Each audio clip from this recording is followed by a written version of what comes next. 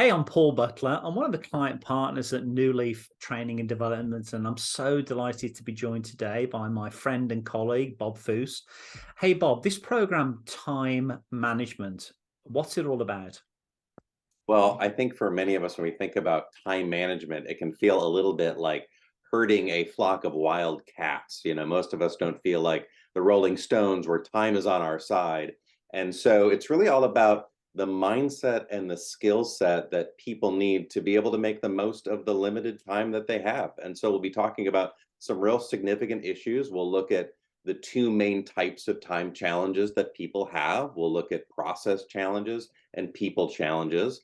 We'll brainstorm some specific tips for how to overcome some of the biggest time bandits that we have, things like interruptions and procrastination and poorly run and managed meetings.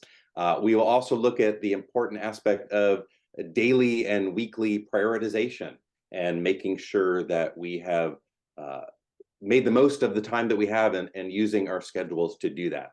And so really it's going to help in a lot of different ways. It'll help people certainly know how to manage the time that they have so that they can accomplish their most important things in the time that they have. And so that's what we're hoping to do. Excellent. Thank you, Bob. So, Bob, can I ask you what, obviously, I know you well, what would be your credibility to be able to speak with some authority on this subject? Yeah, sounds good. Well, certainly I've read and studied a significant amount on this particular subject.